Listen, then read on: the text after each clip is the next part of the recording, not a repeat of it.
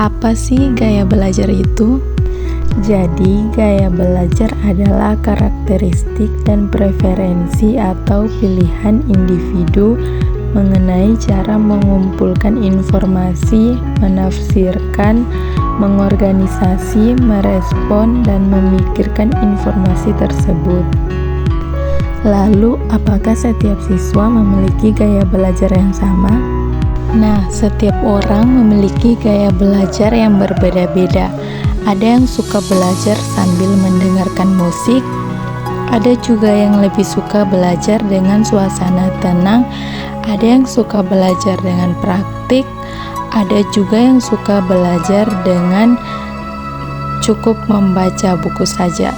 Dengan referensi belajar yang berbeda ini, maka setiap orang memiliki cara belajar efektif yang berbeda untuk satu dengan yang lainnya, sesuai dengan kemampuan mereka masing-masing. Nah, untuk memudahkan proses belajar, kita harus tahu dulu apa gaya belajar yang sesuai dengan karakter kita. Karena hal ini dapat membantu kita, apalagi buat kita yang masih bingung dengan cara belajar yang tepat.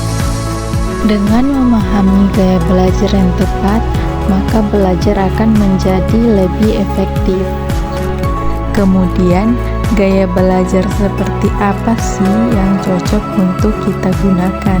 Menurut Bobby De Popper, gaya belajar terbagi menjadi 3 bagian, yaitu visual, auditori, dan kinestetik. Nah, untuk lebih pahamnya, kita akan pelajari satu persatu dari gaya belajar tersebut. Silakan simak video berikut ini.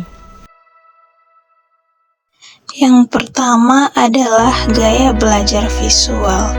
Gaya belajar visual adalah cara belajar di mana seseorang lebih mudah memahami dan mengingat informasi melalui elemen visual seperti gambar, grafik, dan warna daripada hanya melalui teks atau suara.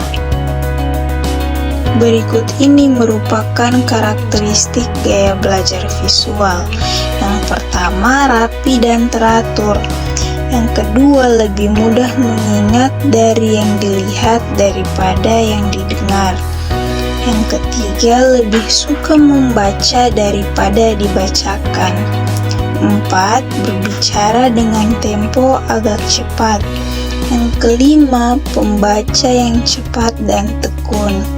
Keenam, lebih menyukai melakukan demonstrasi daripada berpidato. Yang ketujuh, sulit untuk menerima instruksi secara verbal kecuali ditulis. Yang kedelapan, tidak mudah terganggu dengan keramaian atau keributan. 9. Suka menggambar apapun di kertas. Yang ke-10, tahu apa yang ingin dikatakan tetapi sulit untuk memilih kata-kata.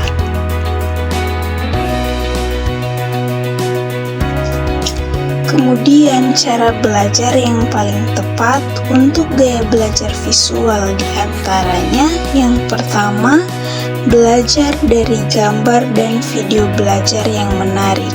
Yang kedua, membaca buku yang tidak hanya tulisan saja, tetapi juga memiliki ilustrasi. Ketiga, saat belajar bisa sambil lakukan doodling supaya lebih fokus. Yang keempat, gunakan spidol warna-warni saat membuat catatan. Yang kelima, mind mapping untuk memudahkan belajar.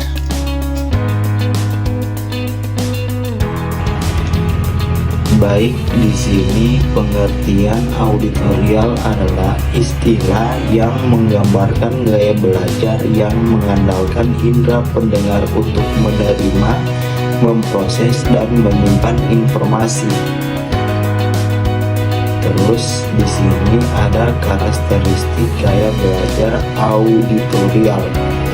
Yang pertama itu ada mudah mengingat dari apa yang didengar.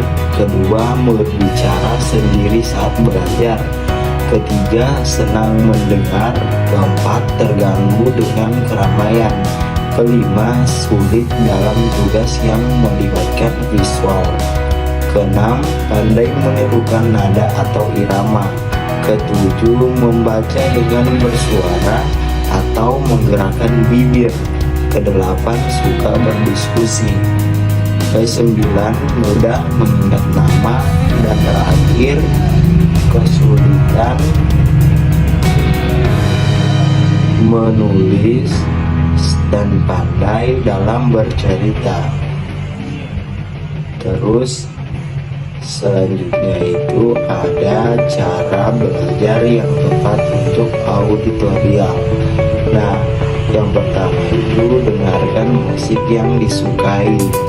Kedua, merekam saat guru mengajar. Ketiga, membaca buku sambil diucapkan. Keempat, mendengarkan materi dengan seksama. Dan terakhir, belajar dengan diskusi bersama. Selanjutnya, gaya belajar yang ketiga yaitu gaya belajar kinestetik. Gaya belajar ini menyenangi belajar yang melibatkan gerakan.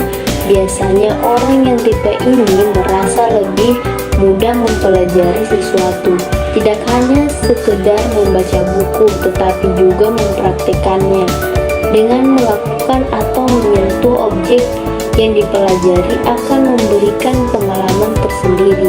Bagi tipe kinestetik, makanya orang yang memiliki gaya belajar tipe kinestetik biasanya tidak betah berdiam lama-lama di dalam kelas. Bagaimana karakter dari gaya belajar kinestetik? Mari kita lihat. Yang pertama adalah menyenangi belajar dengan metode praktik. Yang kedua, menyukai aktivitas yang melibatkan gerakan tubuh seperti olahraga atau menari. Yang ketiga, berbicara dengan perlahan. Yang keempat, saat berkomunikasi banyak menggunakan isyarat tubuh. Yang kelima, menghafal dengan cara belajar atau melihat. Yang keenam, menggunakan jari sebagai petunjuk saat baca. Yang ketujuh, tidak dapat duduk diam untuk waktu yang lama. Kemudian, bagaimana cara belajar yang tepat untuk gaya belajar kinestetik? Yang pertama, saat mendapatkan materi belajar, bila menginginkan segera mencoba untuk memperhatikan. Kemudian yang kedua, belajar sambil melakukan aktivitas yang melibatkan gerakan, misalnya sambil berjalan atau sederhana, mungkin menjernihkan jari. Yang ketiga, melakukan eksperimen dari materi yang didapat dari guru. Kemudian yang keempat, bisa mengunjungi tempat yang berhubungan dengan materi pembelajaran.